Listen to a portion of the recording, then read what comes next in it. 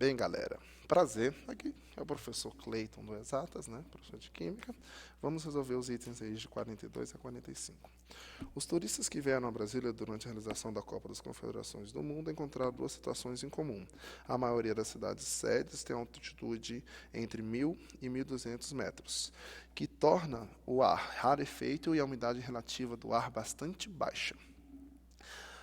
A pressão atmosférica parcial do gás P, em função da altitude H, há uma dada lei de distribuição barométrica, que P é igual a P0 vezes epsilon elevado a menos mgh sobre RT, em que P, mg e RT são, respectivamente, pressão parcial de um gás a nível do mar, massa molar do gás e aceleração da gravidade, constante de universidade dos gases e a temperatura. A umidade relativa do ar é a razão entre a pressão de vapor de água medida e a pressão de vapor de água do ar saturado naquela temperatura, ou seja, a pressão de vapor necessária para que haja uma condensação. Pois bem, começamos a resolver a questão aí pela questão ou pelo item, né, 42, onde diz o seguinte: considerando-se a temperatura fixa, a pressão parcial do gás oxigênio na atmosfera de Brasília é inferior à verificada ao nível do mar, mas a fração de quantidade de matéria da Terra é a mesma. Ou seja, muito simples de explicar isso aqui, se nós considerarmos um esqueminha muito básico aqui, ó, do sistema Terra, né? Sistema Terra e o sistema atmosfera, onde nós temos uma maior quantidade de gases, né? Maior quantidade de gases na baixa atmosfera, ou seja, uma massa de gás maior, e numa alta atmosfera, uma massa de gás menor. Com isso, né, a primeira parte do item aí, né, já fica correta, né? Com a pressão do oxigênio na alta atmosfera é menor e a pressão do oxigênio na baixa atmosfera é maior. Maior quantidade de matéria, maior a pressão, consequentemente, maior pressão parcial do oxigênio também. Quando ele fala aí no item sobre fração molar, nós consideramos o seguinte: fração molar do oxigênio vai ser o número de mols de oxigênio pelo número de mols de moléculas. Pelo número de molecular, que é aproximadamente 0,2, né? Em porcentagem, podemos dizer que é aproximadamente 20. Independente da altitude, porque conforme vai aumentando a altura, a quantidade de gás vai ficando menor, mas a fração, que é essa razão aí entre a quantidade de mols de oxigênio e a quantidade de mols de molécula, permanece a mesma. O que deixa, né, aqui 20%, o que deixa a sentença do nosso item 42 correta. No nosso item 43, né, nós temos aí o seguinte: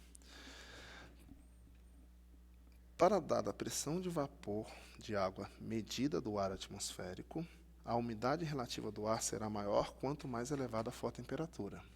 Bem, para responder esse item, né, nós vamos retomar ao texto, né, onde diz aqui para a gente o seguinte: a umidade relativa é a razão entre a pressão de vapor de água medida e a pressão de vapor de ar saturado naquela temperatura.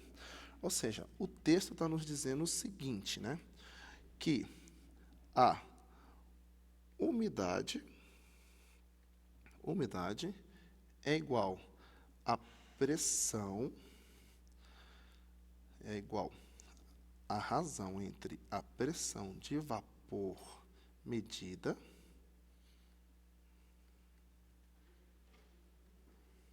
sobre a pressão de vapor do ar saturado. Bem, como inicialmente no item é falado, para uma dada pressão de valor de água medida. Ou seja, o que ele está querendo nos dizer aí nesse item é que essa parte, a pressão medida, é constante. Constante. E o que vai influenciar realmente na umidade é a pressão de vapor saturado. Como? Com aumento de temperatura, a pressão de vapor do ar saturado é maior, nós temos uma umidade relativa menor, o que torna o nosso item 43 errado, ok? Vamos agora para o nosso item 44, né? Nossa questão 44, né? Tá, diz o seguinte: o ponto de ebulição da água em Brasília é inferior ao verificado nas cidades situadas ao nível do mar. Pois bem, na 42, ele nos dá a definição aí de ponto de ebulição. E a definição de ponto de ebulição por primeiro ano, seria a temperatura que ocorre a mudança de fase. Mas, fisicamente, o ponto de ebulição vai ser atingido quando a pressão máxima de vapor, né, se igualar à pressão atmosférica. Ou seja, temos a pressão atmosférica e temos a pressão máxima de vapor. Quando elas se igualarem, né, aí nós temos o que nós determinamos, né, no nosso sistema aí, nós determinamos de ponto de ebulição quando elas se igualam. Bem, assim, né, com a pressão atmosférica maior, nós vamos ter necessariamente, logo, nós vamos ter necessariamente o nosso ponto de ebulição também aumentado para poder ter uma pressão máxima de vapor igual à pressão atmosférica. Continuemos o item 45 no próximo vídeo.